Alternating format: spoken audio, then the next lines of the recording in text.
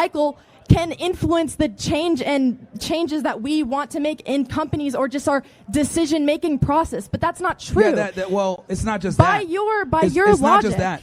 I think again, okay, putting women in just because they're women and like we care about women's opinions is the problem. Look, I'm not talking about DEI. I'm talking about women who can work for what they do. But if we got a female that's competent that can actually contribute, great. But the problem is that we don't put women in positions because they're competent. We put them because we want some tits in the room. So that's the problem. And the other issue also is that if we're going to go ahead and talk about like GDP or whatever, like I said before, China's our biggest competitor. We need to stop wasting time defending the Jews and focus on fucking China. And we could do that if we actually funded businesses that were led by minorities or women. Is because they don't give a fuck what women think. Okay, that is why China's growing at an exponential rate. And this is why we could actually be number one in the world if we didn't have people like you constantly. This is why Asia is doing pretty damn well with innovation because they tell women to shut up.